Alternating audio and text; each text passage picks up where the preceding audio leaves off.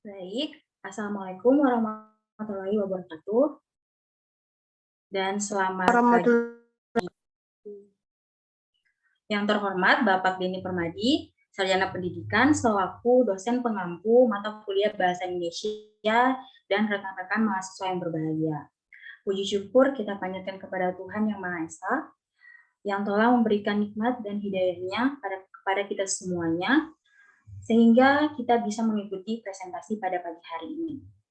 Sebelumnya, perkenalkan saya, Farlisan Tabanki, sebagai moderator beserta anggota kelompok 7, yaitu yang pertama ada Gabriel Christian Barus, yang kedua ada Fitra Fadila Siregar, yang ketiga ada Vivi Septianika, keempat ada saya sendiri, Farlisan Tabanki, yang kelima ada Fadila Bestari. Adapun topik yang akan kita bahas pada presentasi kali ini yaitu mengenai penyakit menular tuberkulosis. Slide selanjutnya.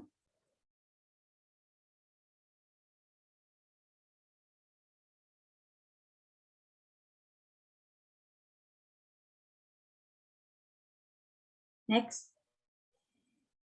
Untuk pokok-pokok pembahasannya, yang pertama yaitu definisi TBC, yang kedua etiologi TBC, yang ketiga faktor resiko TBC, yang keempat tanda dan gejala TBC, dan yang kelima pencegahan TBC.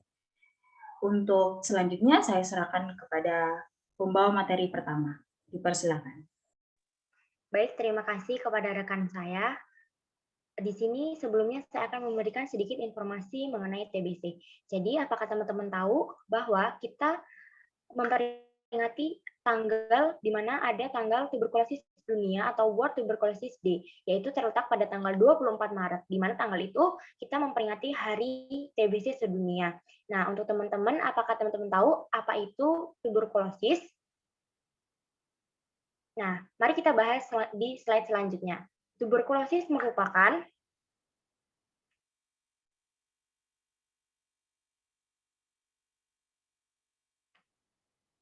suatu penyakit menular secara langsung yang disebabkan karena kuman yang bernama yaitu Mycobacterium tuberculosis, di mana kuman ini mayoritas menyerang paru, akan tetapi kuman TBC juga dapat menyerang organ tubuh lainnya.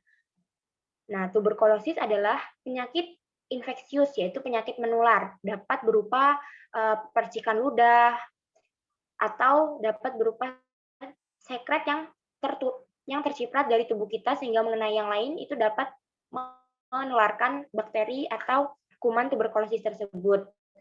Nah, sehingga penularannya ini dapat melalui udara waktu seseorang batuk, bersin, atau bicara. Oleh karena itu, kita harus senantiasa menjaga diri. Untuk slide selanjutnya akan dijelaskan oleh teman saya. Yang selanjutnya ada etiologi TBC. Tuberkulosis paru adalah bakteri Mycobacterium tuberculosis. Bakteri ini berbentuk batang yang tahan asam atau sering disebut sebagai basil tahan asam, intraseluler, dan bersifat aerob.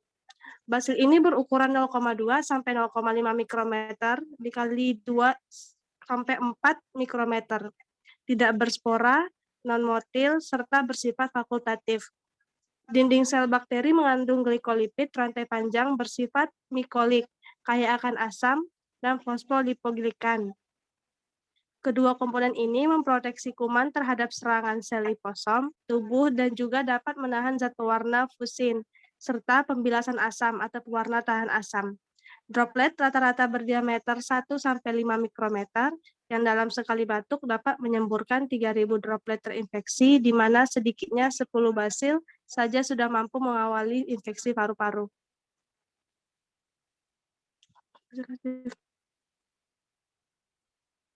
Selanjutnya, ada faktor risiko TBC. Yang pertama itu yang mempengaruhi tingkat kejadian TB, yaitu meliputi BMI dan tingkat pendidikan. Yang kedua ada riwayat imunisasi BCG. Yang ketiga riwayat kontak dengan penderita TB. Dan yang keempat ada ventilasi, kepadatan hunian, sumber air, dan riwayat merokok. Selanjutnya akan dijelaskan. Di sini ada gejala-gejala klinis TBC, yaitu kebanyakan orang yang terinfeksi dengan bakteri yang menyebabkan tuberkulosis tidak memiliki gejala. Ketika gejala memang terjadi, biasanya berupa seperti batuk yang berlangsung selama 3 minggu atau lebih, biasanya berdahak, batuk mengeluarkan darah, penurunan berat badan, berkeringat di malam hari, demam dan menggigil, nyeri dada saat bernapas atau batuk, dan lemas. Terus ada pencegahan tuberkulosis, yaitu pencegahan tuberkulosis adalah dengan menerima vaksin BCG atau Bacillus Calmette-Guerin. Di Indonesia, vaksin ini termasuk dalam daftar imunisasi wajib dan diberikan sebelum bayi berusia 2 bulan. Bagi yang belum pernah menerima vaksin BCG, dianjurkan untuk melakukan vaksin bila terdapat salah satu anggota keluarga yang menderita TBC. TBC juga dapat dicegah dengan cara yang sederhana, yaitu mengenakan masker saat berada di tempat ramai dan jika berinteraksi dengan penderita TBC, serta sering mencuci tangan. Tetapi, tutupi mulut saat bersin, batuk, dan tertawa. Apabila menggunakan tisu untuk menutup mulut, buanglah segera setelah menggunakannya. Tidak membuang dahak atau meludahi sembarangan. Pastikan rumah memiliki sirkulasi udara yang baik, misalnya dengan sering membuka pintu dan jendela, agar udara serta sinar matahari dapat masuk. Jangan tidur sekamar dengan orang lain sampai dokter menyatakan TBC yang Anda derita tidak lagi menular.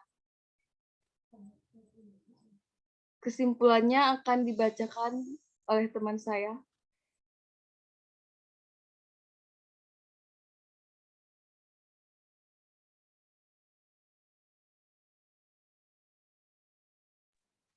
Iya, jadi kesimpulannya yang terutama kita harus menghindari kontak langsung dengan penderita TBC, kita harus mengkonsumsi makanan yang bergizi, menerapkan kebiasaan yang sehat, rajin berolahraga, dan tentunya vaksin BCG.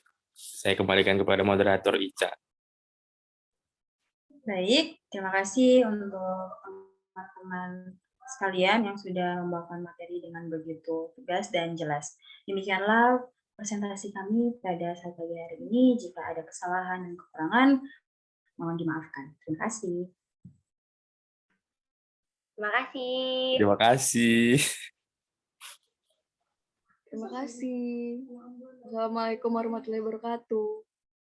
Waalaikumsalam warahmatullahi wabarakatuh. Waalaikumsalam.